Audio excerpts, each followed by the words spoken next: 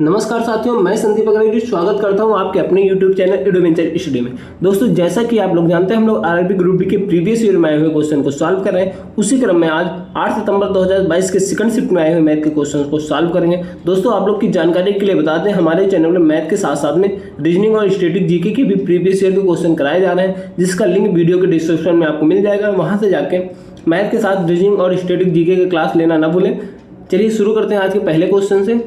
पहला क्वेश्चन है, जब 1833 और 2482 और 3190 को एक बड़ी संख्या x से विभाजित किया जाता है तो प्रत्येक स्टेज में शेषफल y प्राप्त होता है। तो हमें बताना है 3x - 14y का मान बताना है। तो ऐसे क्वेश्चन में करते क्या है कि हम जो ये संख्या दी 1833, 2482 और 3190, इनको आपस में डिफरेंस ले लेते हैं। मतलब दूसरे का पहले से, तीसरे का दूसरे से और तीसरे का फिर पहले से। तो जो डिफरेंस आएगा उसका हम एचसीएफ निकालेंगे। तो एचसीएफ ही हमारी ये x की वैल्यू हो जाएगी।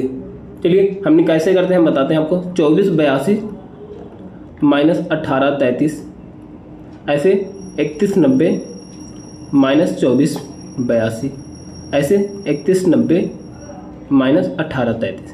ठीक, तो जब इसका हम डिफरेंस लेंगे तो इसका डिफरेंस हमारा 649 आ जाएगा, इसका आ जाएगा 708 और इसका हो जाएगा 1357। ठीक, अब जो ये डिफरेंस आया है इन तीनों का हम इन्हीं तीनों संख्याओं का हम एचसीएफ ले लेंगे। तो जो एचसीएफ आएगा वो x का मान हो जाएगा। तो हम इसका एचसीएफ भागफल मेथड से निकालेंगे। तो 649 से हम पहले डिवाइड करेंगे 708 को, तो ये आ जाएगा हमारा, ये एक बार जाएगा तो 649, ये हमारा आ जाएगा 18 में से हो गया 9 में से 4 गया 5, 59 आएगा। फिर 59 से हम 649 को डिवाइड करेंगे तो ये एक बार जाएगा 59, 5 आएगा यहाँ, फिर 9 ऊपर से उतर जाएगा, फिर ये एक बार जाएगा, फिर ये मतलब शेषफल 0 हो जाएगा। अब शेषफल 0 हो गया, मतलब कि जो 59 है हमारा, इन दोनों संख्याओं का हमारा एचसीएफ है, इन दोनों संख्याओं का। अभी मैंने इन दोनों संख्याओं का निकालना है। साथ में अगर हम ये 1357 को अगर डिवाइड कर देता है 1357 को, तो ये हमारा तीनों संख्याओं का एचसीएफ हो जाएगा। तो हम इसको डिवाइड कर लेते हैं। तो 59 दूना 118, तो हमारा बचा 17, 117, तो ये 3 बार जाएगा। ठीक, तो हमारा ये देखिए 59 से 1357 कट जा रहा, मतलब ये 59 जो है ये तीनों संख्याओं का हमारा एचसीएफ हो गया। तो अगर इन तीनों संख्याओं का एचसीएफ 59 है तो x का मान हमारा क्या हो जाएगा, x बराबर हमारा 59 आ जाएगा। ठीक, तो x का मान आ गया 59। अब दूसरा क्या बोल रहा है कि प्रत्येक स्थिति में शेषफल y आता है। तो अब जो x का मान आया है इन तीनों में से किसी एक को हम डिवाइड करके देख लेते हैं। जैसे हम 1833 को डिवाइड जब करेंगे तो हमारा ये 59 से जाएगा 3 बार में, 59 177 बचा 6, 63, 59, 59, तो मतलब हमारा शेषफल 4 बच गया। ठीक, जो ये शेषफल बच रहा है वही तो y का मान है, तो y बराबर 4। देखिए हमने केवल एक संख्या में भाग करके देखा है। आप 2482 या 3190 किसी में भाग करके देखेंगे तो शेषफल हर कंडीशन में 4 ही आएगा। ठीक, तो अब हमारा x का मान 59 आ गया, y का मान 4 आ गया। तो हमें बताना क्या है, हमें बताना 3x - 14y, 3x - 14y का मान बताना है। तो 3 × 59 - 14 × 4, तो 59 है 177 - 14 चौको 56। अब 177 में से 54 जाएगा तो हमारा 56 जाएगा, तो 121 बचेगा। तो हमारा मान क्या आएगा 121, जो कि ऑप्शन बी हमारा राइट ऑप्शन हो जाएगा। चलिए अगला क्वेश्चन देखते हैं। तो यहाँ एक समीकरण दिया है, इसको हमें सॉल्व करना। देखिए यहाँ 9.8 और 5.8 है जो, तो ये देखिए ये a² - b² बन रहा है, ये यही तो बन रहा है a² - b²। ऊपर ध्यान देंगे तो ये क्या हो जाएगा a - b और एक ब्रैकेट में a + b हो जाएगा ना। तो ऐसे हम इसको लिख लेते हैं 9.8 + 5.8 एक ब्रैकेट में, और दूसरे में क्या हो जाएगा 9.8 - 5.8, और नीचे जो है हो इसको लिख लेते हैं 2 × 7.8। ठीक, अब ऊपर क्या आ जाएगा 9.8 में 5.8 जब जोड़ेंगे तो 8 8 16 1, 9 5 14 15, 15.6 आ जाएगा। और गुणे में 9.8 में से 5.8 जब घटाएंगे तो हमारा 4 आ जाएगा ये। ठीक, बटे में 2 × 7.8। अब ये 7.8 से 2 बार में जाएगा, फिर 2 से 2 कट जाएगा, तो हमारा आंसर क्या आ जाएगा 4 आ जाएगा, जो कि ऑप्शन सी हमारा राइट ऑप्शन है। चलिए अगला क्वेश्चन देखते हैं। देखिए यहाँ एक सारणी दिया है, इसमें क्या बोल रहा है, इसका मीन जो है मीन 18 दिया है। ठीक, तो मीन 18 दिया और वैल्यू बताना है x की। तो हम ऐसे क्वेश्चन में हम क्या करते हैं, पहले fi xi निकाल लेते हैं। तो क्योंकि माध्य का हमारा जो मीन का फार्मूला होता है, मीन x बार बराबर होता है सिग्मा fi xi बटे में सिग्मा fi। तो हम समेसन आप एफ आई एक्स आई निकाल लेंगे और उसका समेसन आप एफ आई निकाल लेंगे, तो वो उन दोनों का रेशियो लेंगे जो हमारा माध्य की वैल्यू हो जाएगी। तो सबसे पहले देखिए 10 बचे 50, ये 50 हो जाएगा, ये 15x हो जाएगा, ये 7 दूनी 14 140 हो जाएगा, 25 अट्ठे 200, ये 200 हो जाएगा। अब सबसे पहले इसको जोड़ेंगे तो कितना आएगा 200 340 390 प्लस 15x, ये एफ आई एक्स आई का योग आ गया। अब ऐसे एफ आई का योग हम निकालेंगे तो हमारा क्या आ जाएगा 8 7 15 15 5 20 20 प्लस x आ जाएगा। ठीक, तो हमें माध्य निकालना है, तो माध्य बराबर दिया क्या है, माध्य बराबर 18 दिया है। एफ आई एक्स आई हमारा कितना 390 प्लस 15x बटे में 20 प्लस x। ठीक, अब इसका क्रॉस मल्टीपल करेंगे तो हमारा क्या आ जाएगा 18 दूना 36 360 प्लस 18x बराबर 390 प्लस 15x। अब इस 15x को इधर लाएंगे तो ये 18 में से घटेगा तो हमें बचेगा क्या 3x। अब 360 को उधर ले जाएंगे 390 से घटेगा तो हमारा बचेगा 30। ठीक, तो x बराबर हमारा कितना आ गया 10 आ जाएगा, जो कि ऑप्शन डी हमारा राइट ऑप्शन हो जाएगा। चलिए अगला क्वेश्चन देखते हैं। यहाँ एक पाई चार्ट दिया हुआ है, इसमें बताना है यदि 2021 में गांव डी की जनसंख्या 70,200 है तो उसी वर्ष गांव एफ के गरीबी रेखा के से नीचे वाले लोगों की जनसंख्या कितनी है। देखिए 2021 में गांव डी की जनसंख्या 70,200 है, तो 2021 में जनसंख्या कितनी है, देखिए डी का मान है 18%, तो 18% बराबर दिया है इसने 70,200। ठीक, अब एफ का मान कितना है, सबसे पहले हम एफ की जनसंख्या निकाल लेंगे ना, तो एफ का कितना है 13% है, तो हमें 13% के वैल्यू निकालना है सबसे पहले। तो 18% की वैल्यू इतना दिया तो 1% की वैल्यू कितनी हो जाएगी हमारी 70,200 बटे 18 हो जाएगा। ऐसे अब 13% का वैल्यू कितना आ जाएगा, तो 13% है एफ की तो जनसंख्या हो गई, तो 70,200 बटे 18 गुणे 13, तो ये जो आ गया हमारा एफ की जनसंख्या हो गई, एफ की जनसंख्या ये। ठीक, अब हमें बताना क्या है एफ में गरीबी रेखा से नीचे वाले लोगों की जनसंख्या, तो गरीबी रेखा से नीचे वाले लोगों की संख्या कितनी है आपकी 36% है, तो हमें इस जनसंख्या का 36% निकालना है। तो बटे 18 गुणे 13 का 36% निकालना है, तो गुणे 36% निकालेंगे 36 बटे 100। ठीक, अब इसको काटेंगे 18 दूना 36, ये 2 जीरो से 2 जीरो कट जाएगा, हमारा बचा क्या 702 गुणे 13 गुणे 2। ठीक, अब जैसे चाहे इसको आप यूनिट डिजिट से निकाल लीजिए या इसका गुणा कर लीजिए। देखिए यूनिट डिजिट से निकालेंगे तो 2 3 6 और 6 दूनी 12, तो हमारा यूनिट डिजिट 2 आ जाएगा। तो ऑप्शन में केवल एक ही में यूनिट डिजिट 2 है, जो कि ऑप्शन डी हमारा राइट ऑप्शन हो जाएगा। आप इसका मल्टीपल करके भी निकाल सकते हैं। चलिए अगला क्वेश्चन देखते हैं। दो समांतर रेखाएं हैं, तो ये बताना है दो समांतर रेखाएं होती क्या। तो दो समांतर जो रेखाएं होती हैं हमेशा वो कभी भी किसी भी पॉइंट पे एक दूसरे को कट नहीं करेंगे। सही, तो देखिए पहला ऑप्शन क्या दिया, दो बिंदुओं पर प्रच्छेद करती है, क्योंकि ये नहीं होगा, क्योंकि समांतर रेखाएं कभी एक दूसरे को कट नहीं करती हैं, किसी भी बिंदु पर प्रच्छेद नहीं होती हैं, तो ये हो सकता है। आगे देखते हैं, तीन बिंदुओं पर प्रच्छेद करती है, ये भी गलत है, प्रच्छेद करेंगे ही नहीं। एक बिंदु पर प्रच्छेद करती है, ये भी गलत है, तो ऑप्शन बी हमारा राइट ऑप्शन हो जाएगा, क्योंकि समांतर रेखाएं हमेशा एक दूसरे को पैरेलल तो जाती हैं बट कभी प्रच्छेद नहीं करती हैं। चलिए अगला क्वेश्चन देखते हैं। 3 कुर्सियों और 2 मेजों का मूल्य, 3 चेयर प्लस 2 टेबल का मूल्य कितना दिया हुआ है, 7,000 दिया है। ठीक, और 5 कुर्सी और 3 मेजों का मूल्य, 5 चेयर प्लस 3 टेबल का मूल्य कितना, 11,000 है। 4 कुर्सी और 2 मेजों का मूल्य ज्ञात कीजिए। तो हम देखिए यहाँ पे 2 समीकरण है, इसमें को बैलेंस करके हम पहले चेयर और टेबल का वैल्यू निकाल लेंगे। ठीक, तो देखिए बैलेंस करने के लिए क्या, इसमें अगर हम 5 से गुणा कर दें और इसमें हम 3 से गुणा कर दें तो चेयर की वैल्यू हमारी बराबर हो जाएगी। तो 5 से गुणा करते हैं तो 5 × 15 चेयर प्लस 10 टेबल बराबर 35,000। ठीक, ऐसे जब इसमें गुणा करती हैं तो हमारा आ गया 15 चेयर प्लस 9 टेबल बराबर 33,000। ठीक, जब ये दोनों आपस में घटाएंगे तो हमारा कितना आ जाएगा, देखिए 15 चेयर प्लस 9 टेबल बराबर कितना है, 33,000 है। अब इसको घटाएंगे तो ये माइनस माइनस माइनस ये कट जाएगा, ये हमारा एक टेबल की वैल्यू आ जाएगी 2,000 रुपये। तो टेबल की वैल्यू आ गई 2,000। इस टेबल की वैल्यू को हम किसी में भी समीकरण में ऊपर वाले में रख देते हैं। तो 3 चेयर प्लस 2 दूनी 4,000 बराबर 7,000। तो 3 चेयर की वैल्यू कितनी आएगी हमारी, 3,000। तो एक चेयर की वैल्यू कितनी हो जाएगी हमारी, 1,000। ठीक, तो चेयर की वैल्यू आ गई 1,000 और टेबल की वैल्यू आ गई 2,000। तो हमें 4 चेयर प्लस 2 टेबल की वैल्यू बताना है। तो 4 चेयर मतलब 4 गुणे 1,000 प्लस 2 गुणे 2,000 4000 प्लस 4000 तो आ जाएगा हमारा 8000, जो कि ऑप्शन डी हमारा राइट ऑप्शन है। चलिए अगला क्वेश्चन देखते हैं। एक ठोस घनाभ के 3 आसन फलकों के क्षेत्रफल 66 सेंटीमीटर स्क्वायर, 108 सेंटीमीटर स्क्वायर और 198 सेंटीमीटर स्क्वायर है, तो घनाभ का आयतन ज्ञात कीजिए। इसमें क्या बोला है, एक जो घनाभ है, जैसे कोई भी घनाभ आप ले लीजिए, ये हमने घनाभ बना लिया, ठीक, तो ये हमारा घनाभ हो गया। तो इसमें बोल क्या रहा है, आसन फलकों का, अगर हम इसको मान लेते हैं, एक इसको मान लेते हैं, एक इसको, तो इसमें देखिए तीनों लेंथ आ रही है। अगर मतलब एक दिया है LB बराबर 66, तो देखो आसन फल का क्षेत्रफल क्या होगा, लंबाई गुणे चौड़ाई या चौड़ाई गुणे ऊंचाई या ऊंचाई गुणे लंबाई, यही तो हो सकता है। तो LB बराबर 66, अब BH बराबर 108 या HL बराबर 198, यही होगा ना, यही दिया ना।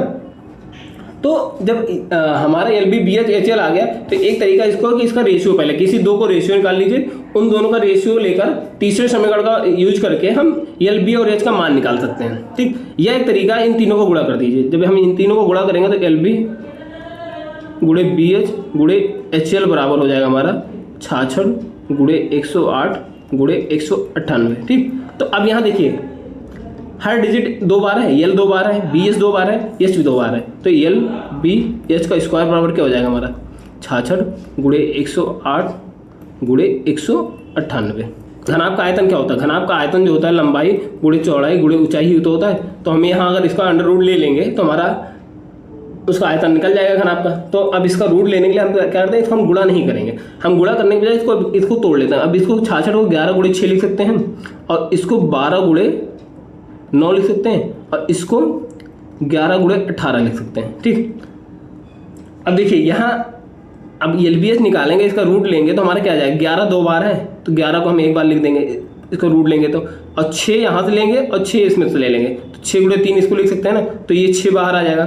अब देखिए 12 बचा है, 3 को भी बाहर ले लेते हैं, ठीक। अब 12 बचा है और इस 3 बचा है, तो इसमें 12 में से 4 बाहर लेंगे तो 2 बाहर आ जाएगा, ऐसे 3 बाहर आ जाएगा। तो हम इसको गुणा कर लेंगे तो हमारा आ जाएगा 1188। तो 1188 इस घनाभ का आयतन आ गया, जो कि ऑप्शन ए हमारा राइट ऑप्शन। देखिए हमने यहाँ मल्टीपल इसलिए नहीं किया, अगर मल्टीपल करके हम इसको जाके बाद में स्क्वायर रूट निकालेंगे तो हमें बहुत दिक्कत होगी। इससे आसान तरीका इसका फ्रैक्शन करके हम इसका स्क्वायर रूट ले लेते हैं। चलिए अगला क्वेश्चन देखते हैं। देखिए यहाँ एक समीकरण दिया है, तो इसमें यम का मान बताना है। तो इसमें सबसे पहले देखिए ये 12/7 है, इधर 7/12 है, लेकिन बराबर उस साइड भी 7/12 है। तो हम सबसे पहले इन सबको 7/12 बनाएंगे। तो हमने आपको बताया अगर a की पावर n बराबर, इसको हम रिवर्स लिखेंगे तो ये हो जाएगा 1/a की पावर -n हो जाएगा ना। तो ऐसे हम इसका रिवर्स लिख लेते हैं। तो जब इसका रिवर्स लिखेंगे 7/12 करेंगे इसको, तो ये ऊपर -5 हो जाएगा। ऐसे अब 7/12 को 7/12 रहने देते हैं, ठीक। और अगर इसको भी रिवर्स करेंगे 7/12 लिखेंगे तो ये भी माइनस में हो जाएगा कि नहीं, तो -16 हो जाएगा। अब बराबर में क्या दिया हुआ है, बराबर में 7/12 की पावर 2m + 10 लिखा है, ठीक। अब देखिए बेस बराबर है तो घाते जुड़ जाएंगे। अब घाते जुड़ जाएंगे तो 7/12 की पावर क्या हो जाएगा हमारा -5, अब -16 -21, 16 में से 21 में से 8 गया तो -13, ऊपर -13 बचेगा। अब बराबर के उधर 7/12 की पावर 2m + 10 आ गया। अब देखिए बेस बराबर है, तो बराबर के अगर दोनों साइड बेस बराबर है तो स्क्वायर उसके बराबर हो जाते हैं। तो -13 बराबर हो जाएगा हमारा 2m + 10। तो यहाँ से m की वैल्यू क्या आ जाएगी, 2m बराबर हो जाएगा -23, m बराबर आ जाएगा -23/2। तो m का मान कितना आ गया, -23/2, जो कि ऑप्शन डी हमारा राइट ऑप्शन है। चलिए अगला क्वेश्चन देखते हैं।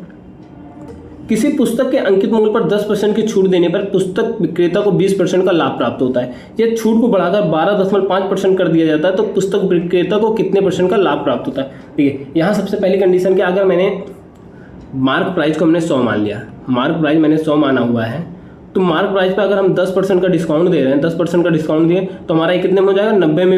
ये सेलिंग प्राइस हो गई 90 रुपये। लेकिन ये 90 रुपये सेलिंग प्राइस कब आ रही है, जब इस पे क्रय मूल्य पे, अगर क्रय मूल्य x पे 20% का वो लाभ कमा रहा है, तो मतलब x का 120% बराबर हो जाएगा हमारा 90 हो जाएगा, क्योंकि सेलिंग प्राइस यहाँ से भी अगर 20% प्रॉफिट हो रहा है तो 120 निकालते हैं ना, तो 120% जब हम निकालेंगे तो भी सेलिंग प्राइस के बराबर होगा, और यहाँ 10% डिस्काउंट देने के बाद भी जो आ रहा है वो भी सेलिंग प्राइस आ रहा है, तो ये इसके बराबर हो जाएगा। तो यहाँ से एक्स का मान हमारा क्या आ जाएगा, देखो 0 से 0 कट गया, 90 × 10/12।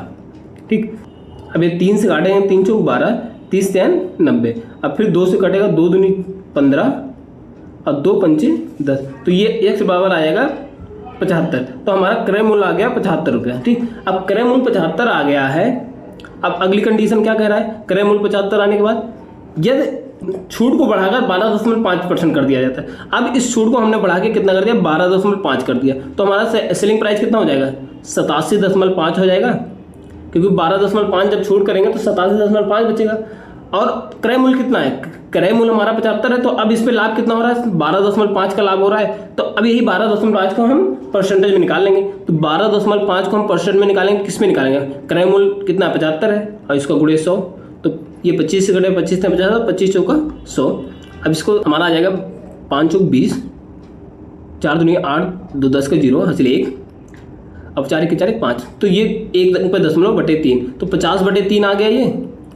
तो अब 50/3 को हम क्या लिख सकते हैं, 16 सही 2/3 लिख सकते हैं, तो हमारा यही आंसर हो जाएगा, जो कि ऑप्शन ए हमारा राइट ऑप्शन है।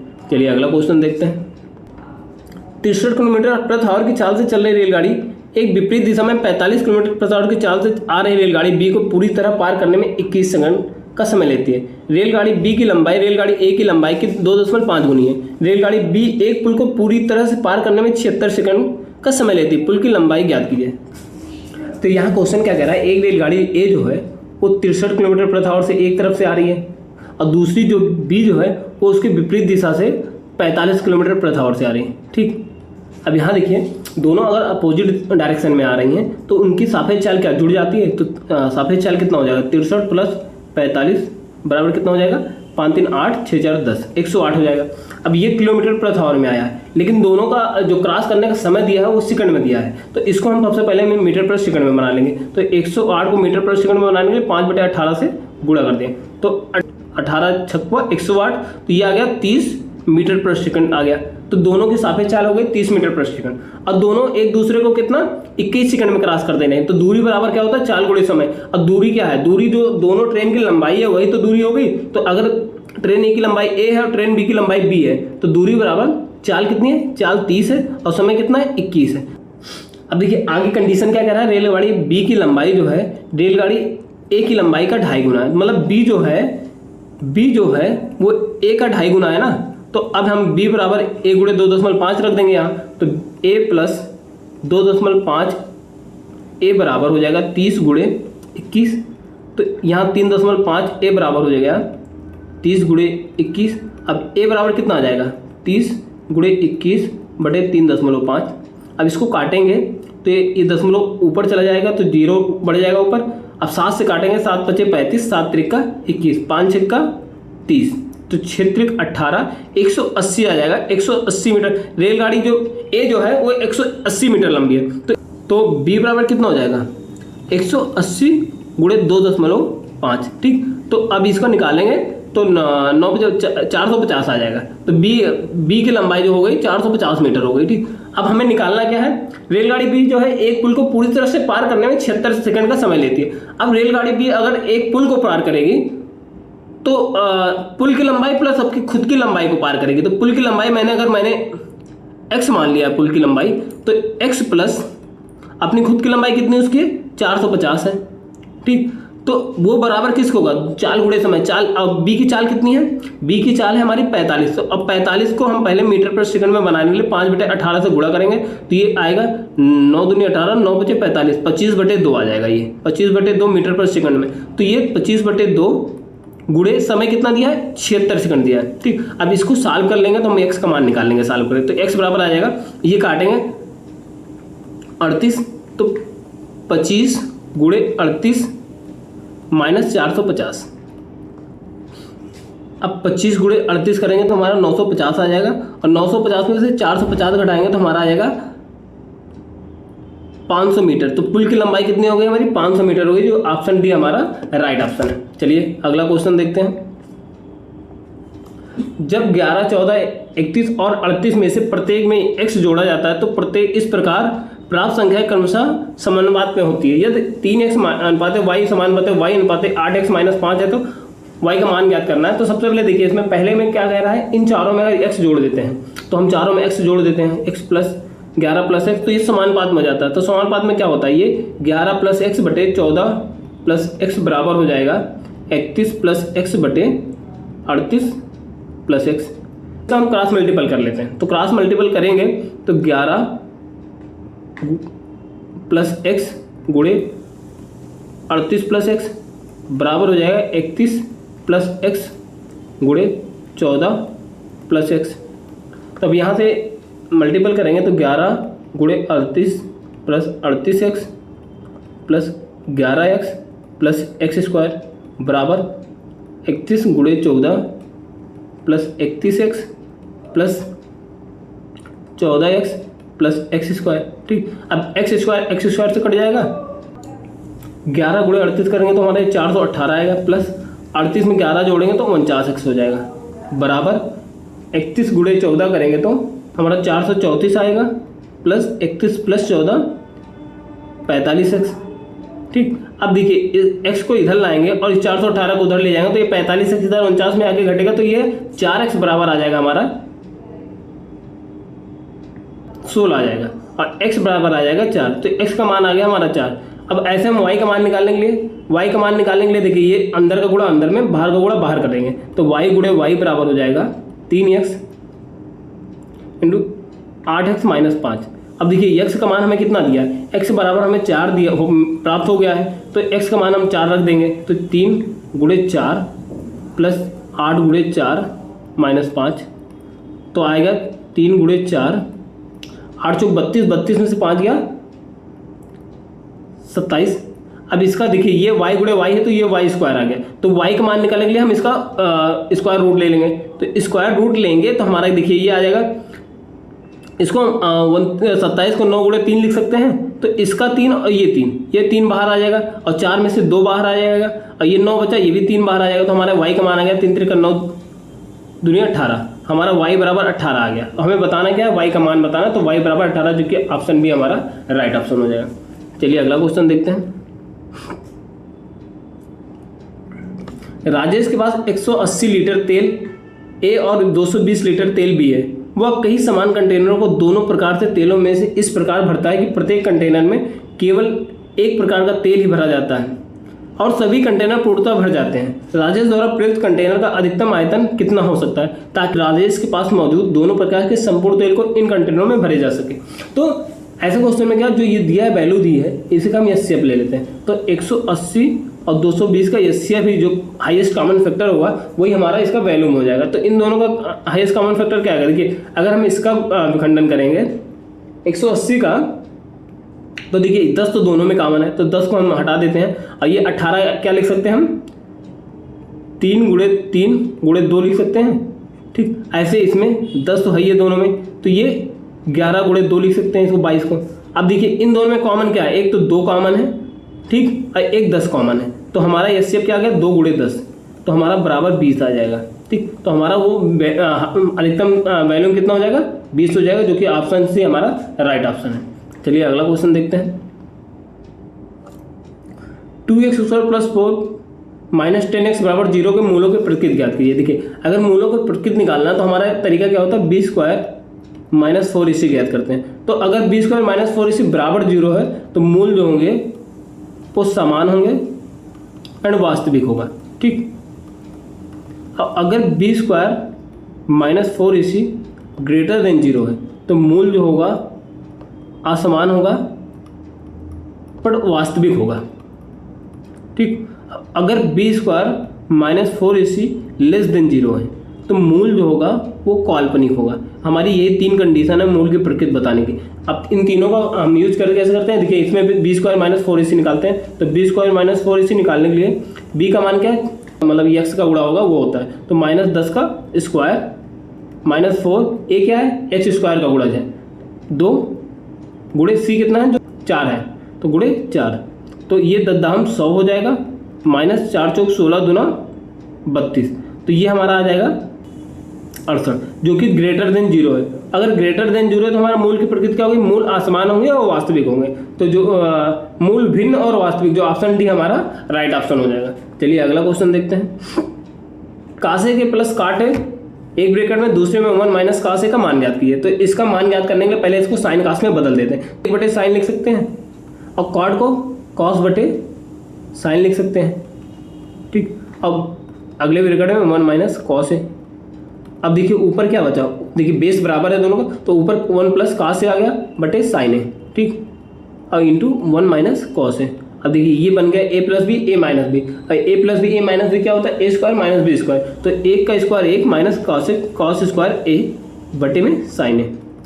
अब 1 माइनस कॉस स्क्वायर बराबर क्या होता है, साइन स्क्वायर है बटे साइन है।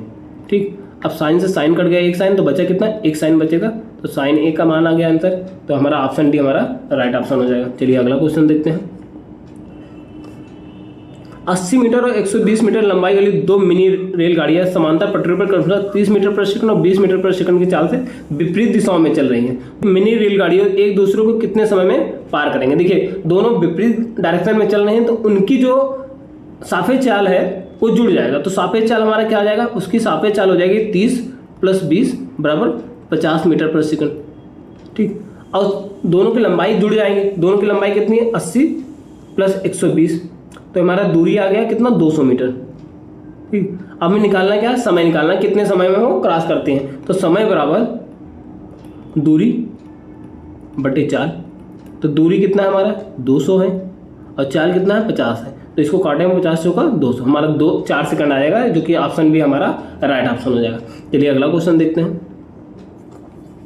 ए किसी कार्य को 35 दिन में पूरा कर सकता है, बी ए से 30% कम कार्यकुशल है, सी बी से 25% अधिक कार्यकुशल है। बी और सी एक साथ मिलकर 10 दिन में कार्य करते हैं, ए अकेले से इस कार्य को कितने दिन में पूरा करेगा। देखिए सबसे पहले हम इसको शुरुआत करेंगे। देखिए बी जो है ए से 30% कम कार्यकुशल है, मतलब अगर ए जो है अगर 100% इसकी कार्य क्षमता है, तो बी उससे 30% कम है, तो कम है तो कितना होगा, 70 होगा। तो इन दोनों का रेशियो क्या आएगा, 10/7, ये 10 और 7 आएगा। ठीक, अब ऐसे क्या दूसरी कंडीशन क्या कह रहा है, सी जो है बी से 25% अधिक कार्यकुशल है। सी जो है वो बी से कितना अधिक कार्यकुशल है, 25% अधिक है। अगर बी जो है 100 है तो हमारा सी कितना हो जाएगा, 125 हो जाएगा, क्योंकि 25% अधिक है। तो इन दोनों का रेशियो कितना आ जाएगा, 5 और 4 हो जाएगा। ठीक, अब देखिए बी जो है, तो बी तो एक ही आदमी है, तो बी का दोनों में हम पहले बराबर कर लेंगे। बी देखो दोनों कंडीशन में बी को बराबर करने के लिए हम क्या करेंगे, देखिए इसमें इन दोनों में 4 का गुणा कर देंगे और इसमें हम 7 का गुणा कर देंगे, तो हमारा ए और बी और सी का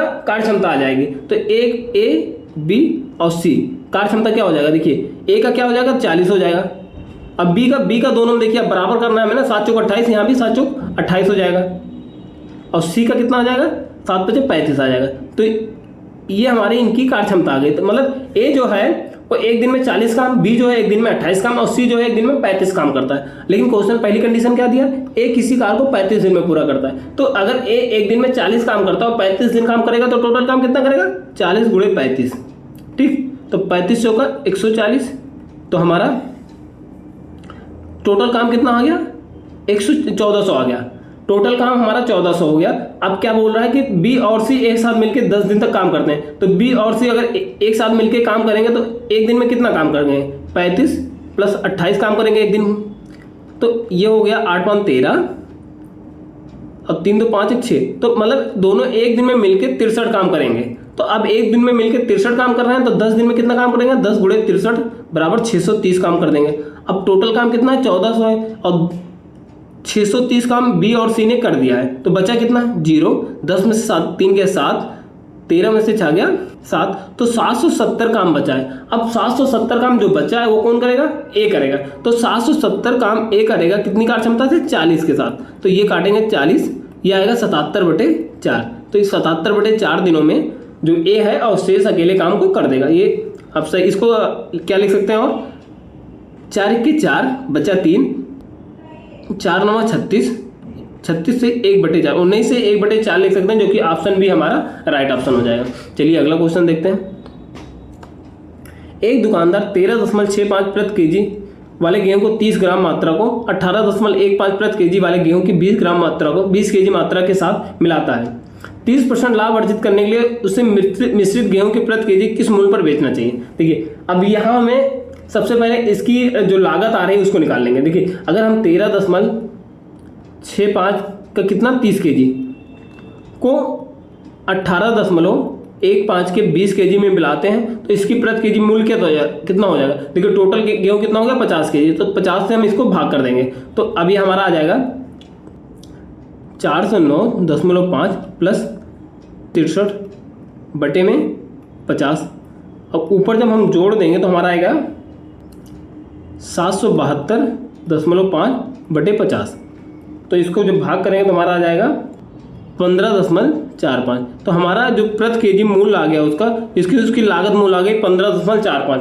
अब इसको 15.45 पे उसको कितने परसेंट का लाभ लेना है, तो 15.45 में उसको 30% का लाभ लेना है। तो इसको बेचेगा कितने में 130% में, तो इसको बटे 100।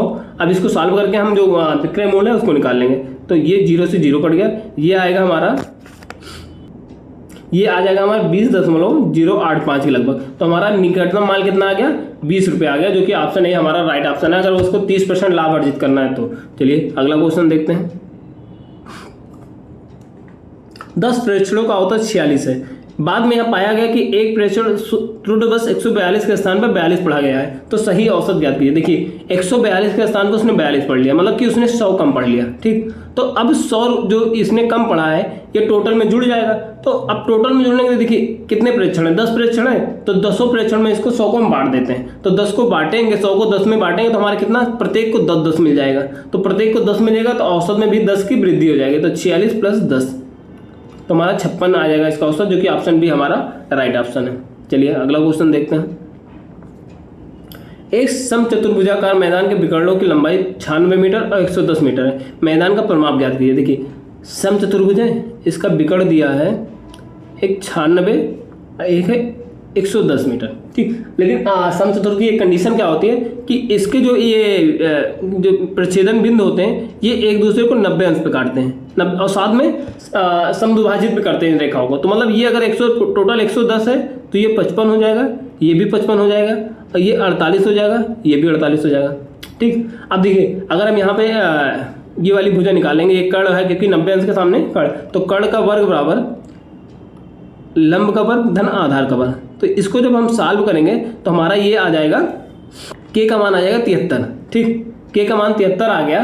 तो अब हमें बताना क्या है, समचतुर्भुज की जो परिमाप बताना है। इस मैदान का परिमाप तो चारों भुजाएं बराबर है, तो परिमाप क्या हो जाएगा 4 गुणे भुजा। अब भुजा कितने हैं हमारी 73 आई है, तो 4 गुणे 73 बराबर कितना हो जाएगा, 4 × 12, 4 × 28 29, 292 आ जाएगा, जो कि ऑप्शन बी हमारा राइट ऑप्शन है। चलिए अगला क्वेश्चन देखते हैं। यदि अल्फा बीटा द्विघात समीकरण x² - 10x + 16 = 0 के मूल है तो अल्फा की पावर 4 माइनस बीटा की पावर 4 का मान ज्ञात कीजिए। तो सबसे पहले हम देखिए इसमें मूलों का योग क्या होता है, अल्फा प्लस बीटा बराबर हमारा होता है मूलों का योग बराबर -b/a। तो b/a क्या आ जाएगा, b बराबर कितना है -10, तो ये माइनस माइनस प्लस हो जाएगा, प्लस का 10 बटे a कितना है, a बराबर 1 है, तो अल्फा प्लस बीटा बराबर हमारा कितना गया 10 आ गया। ऐसे मूलों का गुणनफल बराबर c/a होता है। तो c कितना है हमारा 16 है, a कितना है 1 है, तो अल्फा इंटू बीटा कितना हो गया 16 हो गया। अब इसको हम देखते हैं, इसको सॉल्व करेंगे तो इसको देखिए ये हम लिख सकते हैं इसको a² प्लस b² एक ब्रैकेट में और दूसरे में a² प्लस b², ये लिख सकते हैं हम, क्योंकि ये देखिए a² - b² बराबर फार्मूला क्या होता है a + b a - b, तो हमने वही तो किया है यहाँ पे। ठीक, इसको भी तोड़ सकते हैं इसमें, alpha plus beta into alpha minus beta into alpha square plus beta square. अब हम इन सब का मान निकाल के हम यहाँ रख देते हैं। देखिए अल्फा प्लस बीटा बराबर हमारा कितना है 10 है, तो अल्फा माइनस बीटा बराबर कितना हो जाएगा हमारा, तो अल्फा माइनस बीटा निकालने के लिए हम क्या करेंगे, अल्फा माइनस बीटा तो इसका हम वर्ग निकाल लेंगे, अल्फा माइनस बीटा का वर्ग निकालेंगे तो ये क्या लिख सकते हैं, alpha square plus beta square minus 2 alpha beta लिख सकते हैं। तो अब इसको क्या लिख सकते हैं, अल्फा प्लस बीटा का whole square minus 4 alpha beta. जब इसको हम खोलेंगे तो यही आएगा ना, तो अल्फा प्लस बीटा का मान कितना है 10 का स्क्वायर बराबर 4 गुणे ये कितना 16, 16 चौको 64, तो 100 माइनस 64 हो जाएगा, ये 36 आएगा। तो अल्फा माइनस बीटा बराबर हमारा आ जाएगा 6 आ जाएगा। तो अल्फा माइनस बीटा बराबर 6 आ गया, और अल्फा प्लस बीटा बराबर 10 दिया है, तो 10 गुणे 6, और alpha square plus beta square क्या आ जाएगा, यहाँ से हम निकालेंगे alpha square plus beta square. Alpha square plus beta square निकालने के लिए अल्फा प्लस बीटा का स्क्वायर माइनस 2 अल्फा बीटा, ठीक। तो ये आ जाएगा हमारा 10 का स्क्वायर माइनस 2 गुणे 16, तो 10 माइनस 32, तो ये आ गया हमारा, ये 32 है, 68। अब यहाँ 68 का मान रख देते हैं, ठीक। अब इसको हम सॉल्व करेंगे तो हमारा आ जाएगा, हमारा देखिए सॉल्व करने के लिए 6 का गुणा करेंगे, 8 छंग 48, देखो 0 यहाँ पहले से रहेगा क्योंकि ये 10 है, 8 छंग 48, 4 6 चौक 36 है, 40 40 80 आ जाएगा, जो कि ऑप्शन सी हमारा राइट ऑप्शन है। चलिए अगला क्वेश्चन देखते हैं। दो संख्याओं का अनुपात 7:5 है, यदि उनका योगफल 36 है तो उनके बीच का अंतर ज्ञात कीजिए। देखिए अगर मैंने एक संख्या 7 मान लिया और दूसरा 5 मान लिया, तो 7 + 5 बराबर कितना दिया है, 7 + 5 बराबर 12 बराबर 360 दिया है, तो 1 बराबर यहाँ क्या आ जाएगा, 30 आ जाएगा, 1 बराबर 30 आ गया। अब दोनों के बीच का अंतर क्या हो जाएगा, 7 - 5 बराबर हो जाएगा 2, तो 2 बराबर कितना, 1 बराबर 30, तो 2 बराबर 2 गुणे 30 बराबर 60 आ जाएगा आंसर, जो कि ऑप्शन बी हमारा राइट ऑप्शन है। चलिए अगला क्वेश्चन देखते हैं। एक वस्तु को उसके विक्रय मूल्य से 7/12 पर बेचने पर मानव को 16% की हानि होती है, यदि वह उसके मूल विक्रय मूल्य से 80% पर बेचता तो 20% लाभ ज्ञात कीजिए। देखिए 16% का अगर हानि हो रहा है उसको, वो कितने बेच रहा है, जब 7/12 पे बेच रहा है, तो 16% को फ्रैक्शन में बदलेंगे, 16/100 तो आ जाएगा 4/25, मतलब वो जो है 25 की जो सामान है वो 21 में बेच रहा है, ठीक। 25 का सामान 21 में बेच रहा है, तभी उसको तो 16% का हानि हो रहा है। तो ये 21 किसका बराबर है, 21 जो है वो 7/12 के बराबर है, क्योंकि 21 जो है वो 7/12 के बराबर है, ठीक। तो हम देखिए ये 7/12 ये उसका विक्रय मूल्य, तो उसका विक्रय मूल्य 1 है, तो उसका 1 का 7/12 ये 21 है, तो 1 का मान हमारा कितना हो जाएगा, 1 का मान हो जाएगा 21 गुणे 12/7, और 7 से काटेंगे 7 तरीके से, मतलब 1 की वैल्यू इसकी 36 हो गई, मतलब विक्रय मूल्य कितना हो गया, 36 हो गया। तो विक्रय मूल्य अगर 36 है और ये इसका कॉस्ट प्राइस कितना आया था, यहाँ पे 25 आया था, ठीक। हमने कॉस्ट प्राइस 25 था, तभी तो इस पे 16% की हानि हुई, 21 पे बेचा। तो इस हिसाब से अगर अब इसको विक्रय मूल्य पे वो 80% में बेचता है, तो विक्रय मूल्य का 80% कितना हो जाएगा हमारा, ये 0 कटेगा, तो 8 छंग 48, 8 त्रिक 24, 4 28, तो ये 10 हटाएंगे, 28.7, मतलब नया विक्रय मूल्य कितना है, 28.8 है 80% पे, तो क्रय मूल्य कितना था हमारा 25 है, तो ये कितने ज़्यादा है इससे, कितना ज़्यादा इससे 3.8 ज़्यादा है, ठीक। तो अब ये 3.8 हम इसको परसेंटेज में निकाल लेंगे, यही तो हमारा प्रॉफिट कितने हो रहा है, 3.8 का ही प्रॉफिट हो रहा है, तो 3.8 इसको परसेंटेज में निकालेंगे, क्रय मूल्य से भाग करेंगे गुणे 100, तो 25 का 100, तो 4/32, 4 × 12, 3 × 15, 15.2% आ जाएगा इसका प्रॉफिट, जो कि ऑप्शन बी हमारा राइट ऑप्शन हो जाएगा। चलिए अगला क्वेश्चन देखते हैं। 21 सेंटीमीटर ऊंचाई और 10 सेंटीमीटर त्रिज्या वाले बेलन का आयतन ज्ञात कीजिए। तो बेलन का आयतन क्या होता है, πr²h, ठीक। तो पाई बराबर कितना, 22/7, r कितना दिया है 10 गुणे 10, और h कितना है, h 21 है, 7 से काटेंगे 7 त्रिक 21, ये आएगा 22 से 66 और 2 0 6600 सेंटीमीटर क्यूब आ जाएगा, जो कि ऑप्शन बी हमारा राइट ऑप्शन हो जाएगा। चलिए अगला क्वेश्चन देखते हैं। पी और क्यू की वर्तमान आयु का अनुपात 5:8 है। 5 वर्ष बाद क्यू की आयु 45 वर्ष होगी। 6 वर्ष पहले पी की आयु कितनी थी, देखिए 5 वर्ष बाद जो है क्यू की आयु कितनी हो जाएगी, 45 हो जाएगी। तो 5 वर्ष पहले मतलब वर्तमान में कितनी रही होगी, अगर 5 वर्ष बाद 45 हो रही है तो वर्तमान में उसकी आयु कितनी रही होगी, वर्तमान में उसकी 40 रही होगी ना, वर्तमान में 40 रही होगी। लेकिन वर्तमान में रेशियो कितना दिया है, 8 बराबर 40 हो जाएगा, फिर 8 बराबर 40, तो 1 बराबर कितना आएगा, 5 हो जाएगा। अब हम वर्तमान में पी का हमारा आय कितना हो जाएगा, 1 बराबर जब 5 है तो 5 बराबर 5 गुणे 5 बराबर 25 हो जाएगा। तो वर्तमान में पी की आय 25 है, ये वर्तमान है। अब हमें 6 वर्ष पहले पी की आय बतानी है, तो 6 वर्ष पहले कितना हो जाएगा, अब 25 में से 6 घटा देंगे तो हमारा कितना आ जाएगा, 19 वर्ष आ जाएगा, जो कि ऑप्शन बी हमारा राइट ऑप्शन हो जाएगा।